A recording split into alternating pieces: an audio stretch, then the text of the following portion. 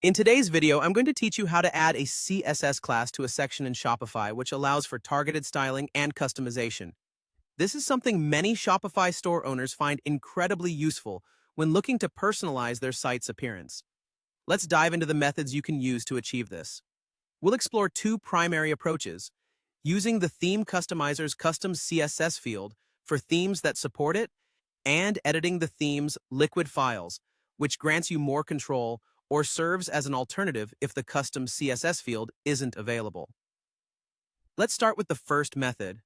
Begin by navigating to your Shopify admin dashboard and clicking on Online Store, followed by Themes. This is where you'll find the theme you want to modify. Click on Customize to start making adjustments. Once in the Customizer, select the specific section you want to style. Look for a panel labeled Custom CSS or Custom Styles. Within the section settings, here is where you'll be entering your CSS rules. This field is incredibly handy because it lets you directly apply styles without diving into the code.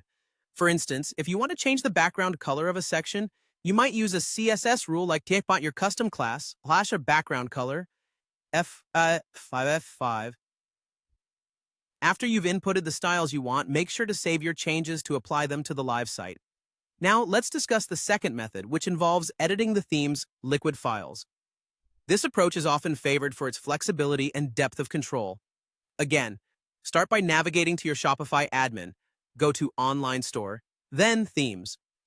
Locate the theme you're working on, click Actions, and select Edit Code.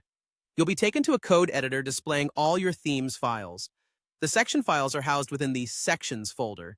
Here, you'll find the file corresponding to the section you want to customize. Let's say it's named featuredimage.liquid. Open this file and search for the HTML element where you wish to add the new class attribute. When editing the HTML, an example update might look like this. After modifying the HTML, your next step is to adjust the CSS.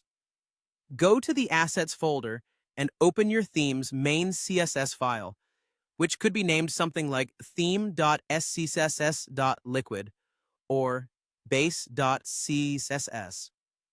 Insert the styles targeting your newly created class, similar to the code you used in the customizer. Remember to save your changes to both the liquid and CSS files. There's a couple of key considerations to keep in mind.